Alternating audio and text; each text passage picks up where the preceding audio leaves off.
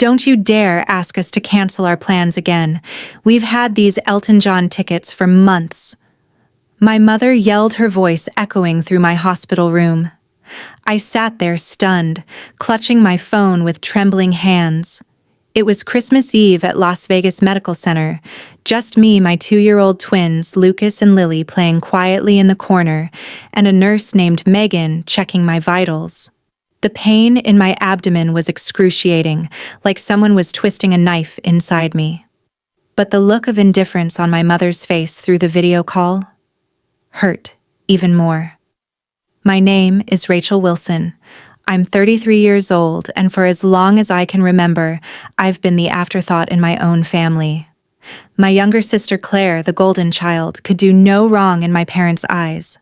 Meanwhile, I couldn't even get them to watch their only grandchildren while I underwent emergency surgery for complications related to my husband's death 6 months ago. The doctors had found internal bleeding that required immediate attention. But all my parents cared about was their concert tickets and celebrating Christmas Eve with Claire. When I finally asked for their help after exhausting all other options, my dad's response cut deeper than any surgical tool could. "You're becoming a real nuisance and burden, Rachel. We're retired now. We deserve to enjoy our lives without your constant problems." I'd been supporting my parents financially since they took early retirement 3 years ago. Every month without fail, I sent them $2,500 to help with their mortgage and expenses. Even after David died, I did it out of love and duty, believing family should support each other. How foolish I was. As my tears fell silently onto the hospital blanket, Megan gently squeezed my shoulder. "My friend Sarah is a professional nanny who specializes in childhood trauma. Let me call her for you," she offered. Her kindness a stark contrast to my parents' callousness. The twins were still too young to understand what was happening. They'd already lost their father to a car accident. Now they might lose me too if the surgery went wrong. The thought terrified me, but not as much as leaving them with people who saw them as burdens. In that moment, with pain searing through my body and disappointment crushing my heart, I made my decision. "Yes, please call her," I told Megan. And with those words, I began cutting the poisonous ties to the people who had raised me but never truly loved me. As I hung up the phone, a wave of memories washed over me.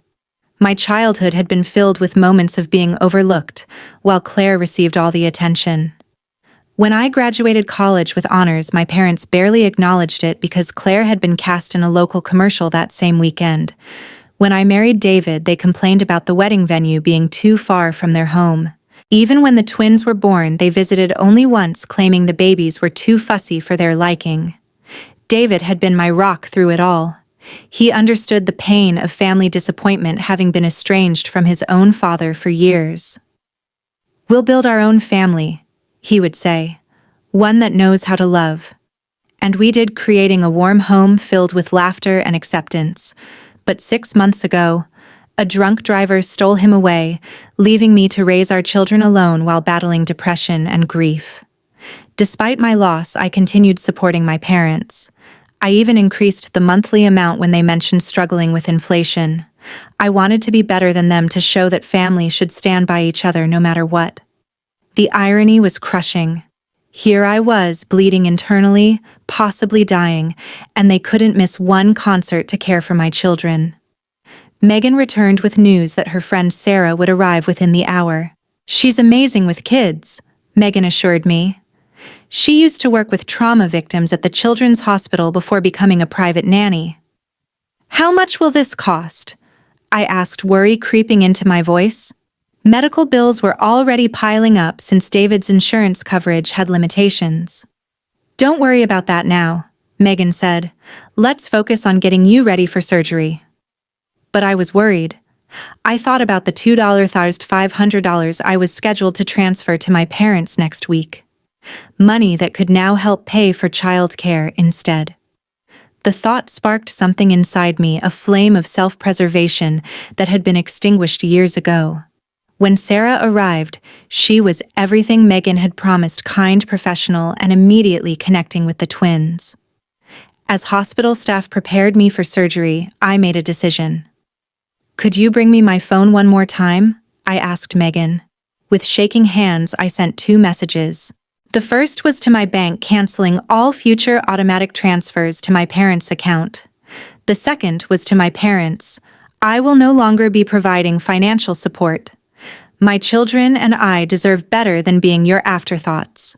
Don't contact me again." As they wheeled me toward the operating room, I felt something unexpected through the pain and fear. Freedom. The surgery was successful, but left me weaker than anticipated. I spent 5 days in the hospital drifting in and out of consciousness, grateful for Sarah, who had gone above and beyond by staying with the twins in my hospital room during the days and taking them to my apartment at night. During one of my more lucid moments, I noticed my phone blinking with notifications. 27 missed calls and numerous text messages from my parents and Claire. Most of the messages followed a predictable pattern: confusion, then anger, then desperate pleas about their mortgage payment. Not once did they ask how my surgery went. Not once did they ask if the twins were okay. The final message from my father was particularly telling. "You can't just cut us off like this. We've planned a cruise next month and the tickets are non-refundable." My sister's messages were different. She seemed genuinely confused. "Mom and Dad just told me you were having some minor procedure. What's going on? Why are they freaking out about money?" It dawned on me that my parents had lied to Claire about the severity of my situation to justify their choice of concert over their grandchildren. I decided to tell her the truth, sending her the full story while still groggy from medication. Her response came quickly. "Oh my God, Rachel. I had no idea it was an emergency surgery. They told me you were just being dramatic about a routine checkup. I would have watched the twins if I'd known. I'm so sorry." I believed her. Claire wasn't cruel. She had just been raised in an environment where she was taught that her needs came first. Perhaps this revelation would help her see our parents for who they truly were. By the time I was discharged, I had made several decisions. First, I hired Sarah part-time to help with the twins during my recovery. Second, I contacted a lawyer to draft a will designating a trusted friend as the twins' guardian should anything happen to me. Certainly not my parents. Third, I blocked my parents' numbers, allowing only Claire limited contact as I assessed her sincerity.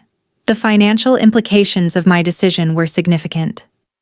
The $2,500 monthly payment I'd been making to my parents represented nearly a third of my income as a graphic designer. Without that burden, I could actually afford proper child care, and maybe even start rebuilding the emergency fund that had been depleted after David's death. That night, as I lay in my own bed with the twins sleeping in their room across the hall, I felt a complex mix of emotions. There was guilt, the ingrained feeling that I was somehow wrong for putting myself and my children first.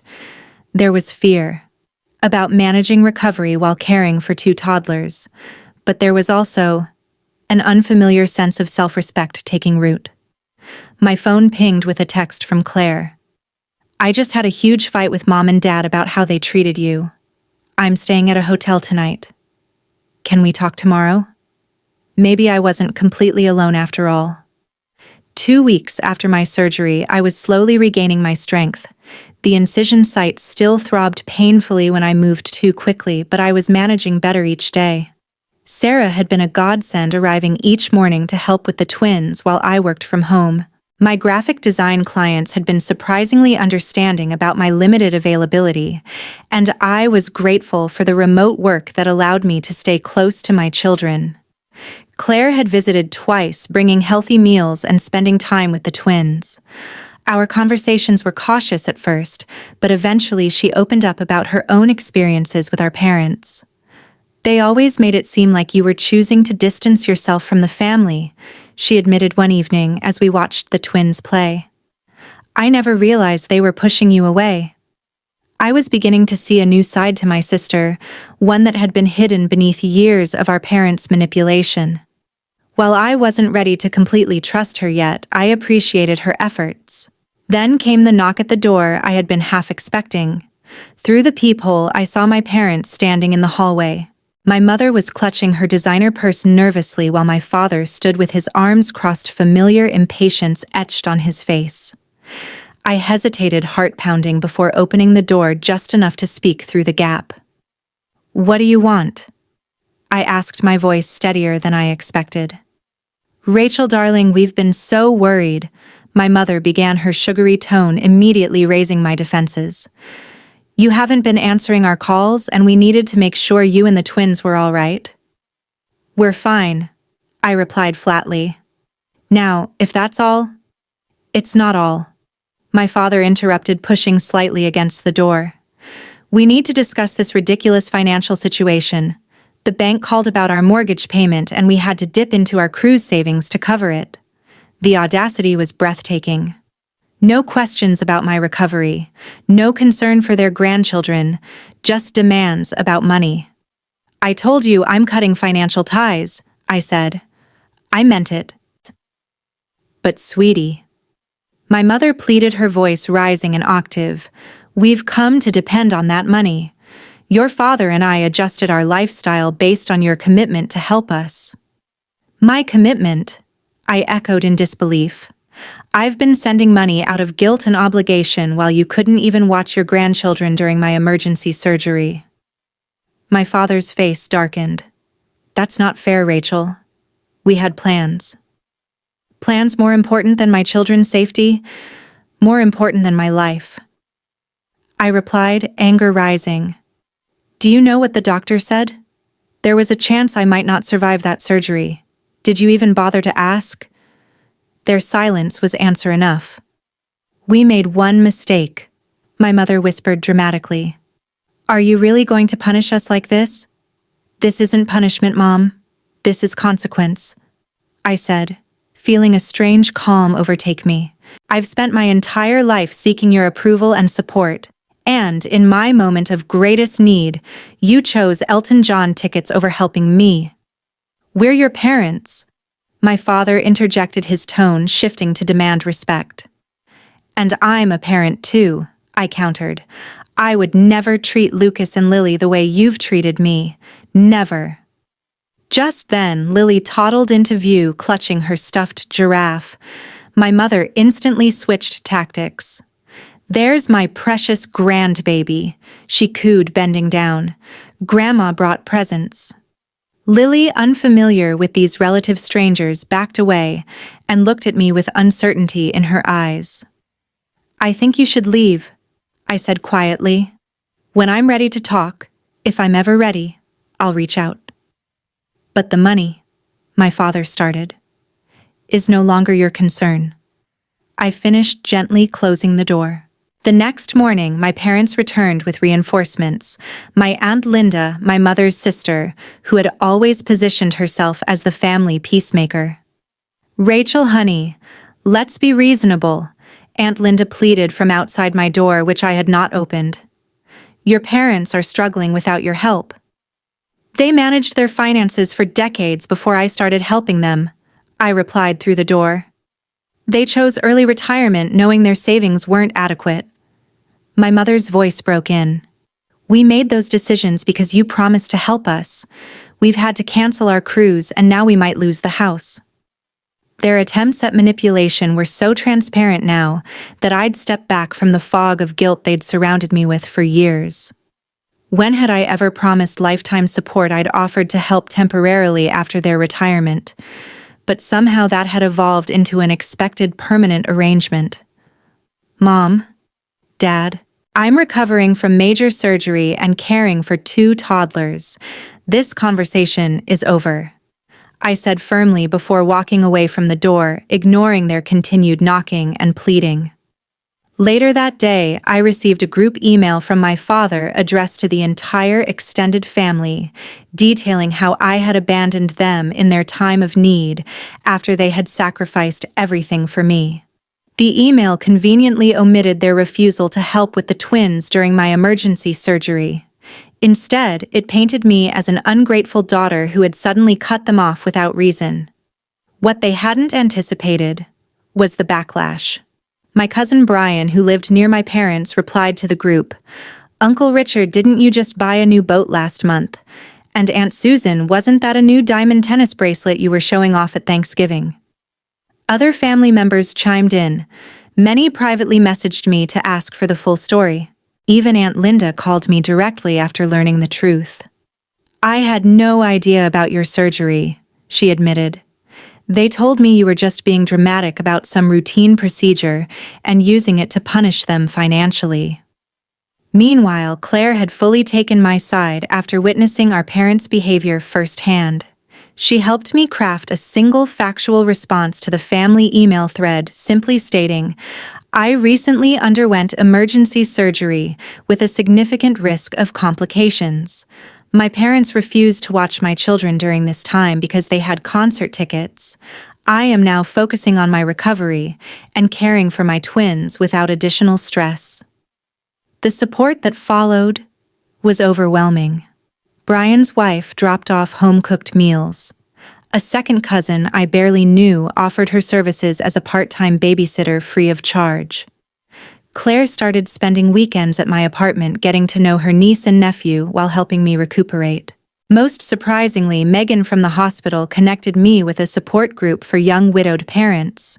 Their first meeting was held via Zoom, so I could participate from home. And for the first time since David died, I felt truly understood by people who had walked my path. My parents' financial situation, meanwhile, deteriorated quickly.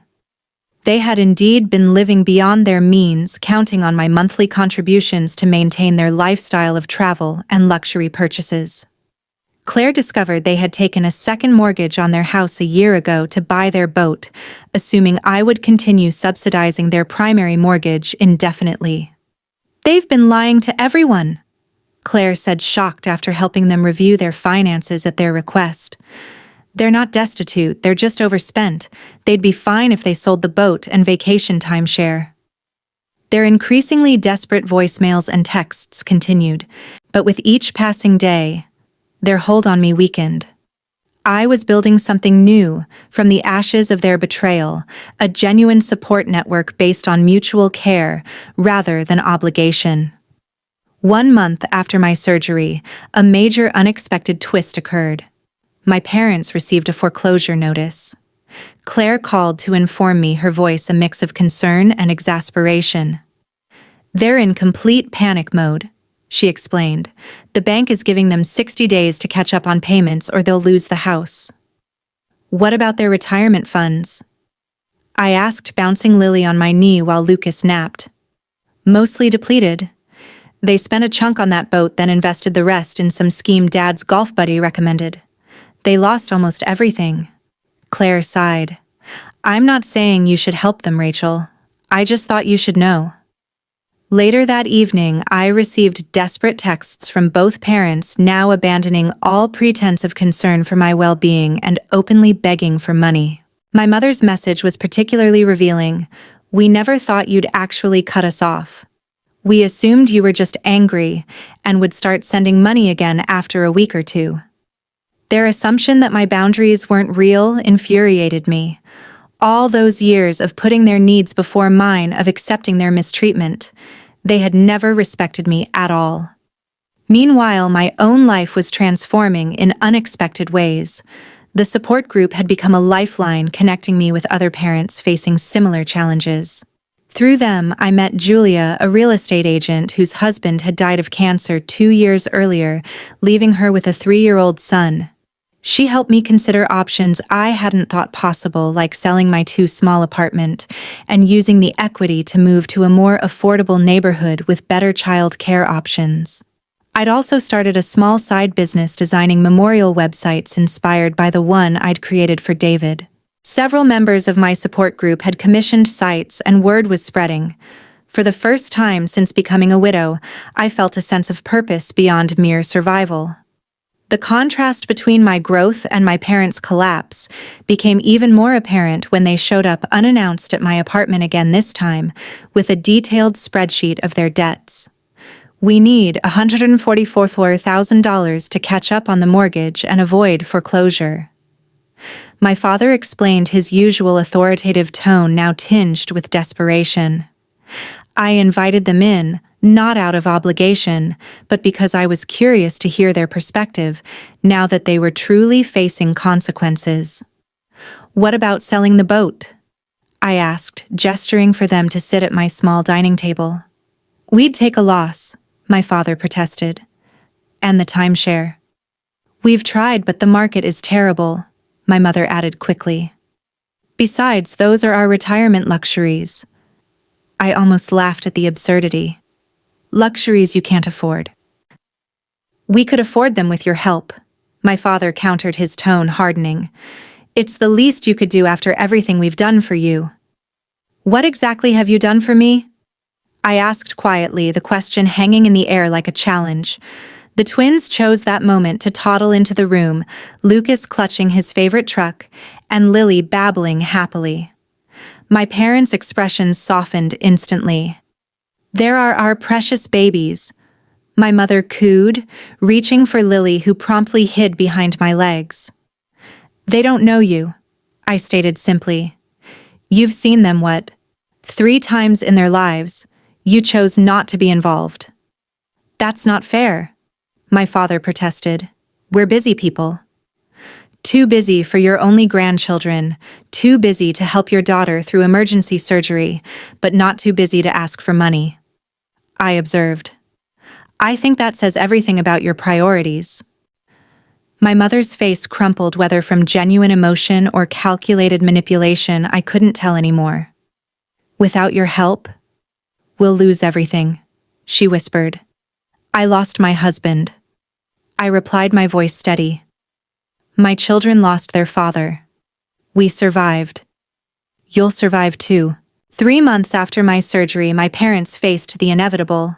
They were forced to sell their house to avoid foreclosure. Claire kept me updated on their situation, though I maintained my distance. They had managed to find a modest condo, significantly downsizing from their 4,000-square-foot lakefront property. My father had reluctantly sold his boat at a loss, and they had finally unloaded the timeshare for a fraction of what they'd paid. "They're actually blaming you for their financial problems in front of everyone," Claire informed me during one of her weekly visits.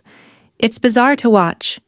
They tell anyone who'll listen that you abandoned them after promising lifelong support." "Let them talk," I replied, feeling surprisingly unbothered. "The truth speaks for itself." And it did. My extended family had largely rallied around me after learning the full story. Even my father's sister, who had always taken his side in family disputes, called to express her support after hearing about their refusal to help during my surgery. Meanwhile, my own situation had improved dramatically. Julia from my support group had helped me find and purchase a small 3-bedroom house in a family-friendly neighborhood.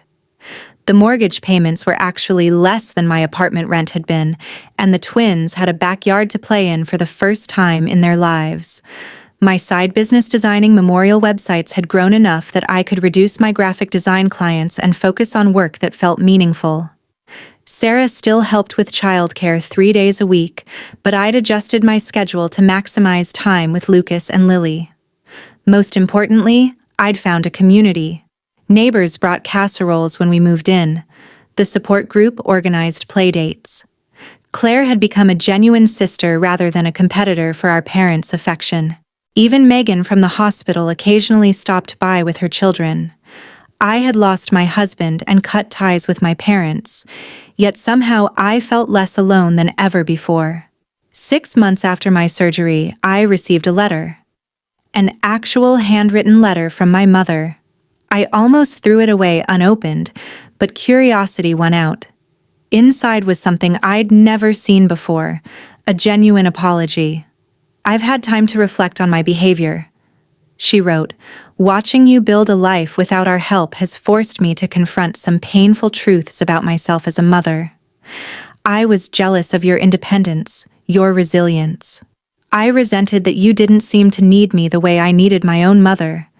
But now I see that you did need me, just not in the ways I wanted to be needed. When you asked us to care for the twins during your surgery, you were reaching out. And we failed you completely. I'm deeply sorry."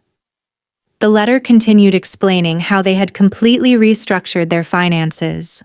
My father had taken a part-time job at a local hardware store. They had sold most of their luxury items and were living modestly for the first time in decades. She didn't ask for money or even forgiveness. Just acknowledgement of her apology. I showed the letter to Claire, who was skeptical. "They've been talking about writing to you for weeks," she said. "Dad was against it at first, but I think he's starting to see things differently too, especially after his heart scare last month." "Heart scare?" I asked, concerned despite myself. "Just high blood pressure and chest pains, but it scared him. He's on medication now and actually following doctor's orders," Claire explained. "I think facing mortality has humbled him a bit." I wasn't ready to respond to the letter immediately. I needed time to process my feelings. Was this genuine remorse or another manipulation tactic? Had they truly changed, or were they simply adapting their strategy? That night, I looked at old family photos for the first time since cutting ties. Behind the smiling faces, I saw patterns I'd been blind to before. My parents had always been performers, playing the role of perfect parents while serving their own needs first. A year after my surgery, I finally agreed to meet my parents at a neutral location, a quiet cafe near my new home. When they arrived, I barely recognized them. My father seemed smaller somehow, his confident posture replaced by a humbler demeanor. My mother's designer clothes had been exchanged for simple, practical attire. The twins were with Claire for the afternoon. I wasn't ready for a family reunion just yet. We sat in awkward silence until my father did something unprecedented. He cried. "I've been a terrible father." He admitted, his voice breaking, "and an even worse grandfather. I don't expect your forgiveness, but I want you to know that I see it now, how selfish we've been." My mother reached across the table, not quite touching my hand, but gesturing toward it. "We've spent months in family therapy," she explained. "It was Claire's idea and we resisted at first, but it's been transformative." I didn't rush to forgive them or make promises I couldn't keep. Instead, I shared pictures of the twins and told them about our new life. They listened without interrupting, without making it about themselves. Perhaps for the first time ever. As we parted, my father asked quietly, "Would it be possible, someday, to know our grandchildren?" I considered this carefully before answering. "That depends on your actions, not your words. If you're genuinely committed to change, we can start with short supervised visits. But understand this, my children will only have relationships with people who respect their mother." Walking away from that meeting, I felt neither the crushing weight of obligation nor the burning resentment that had defined our relationship for so long. Instead, I felt something new. The calm assurance of a woman who knew her worth, who had created boundaries and would enforce them without apology. Whether my parents could truly change remained to be seen. But I had already transformed from a daughter desperate for approval into a mother fierce in her protection and clear in her expectations.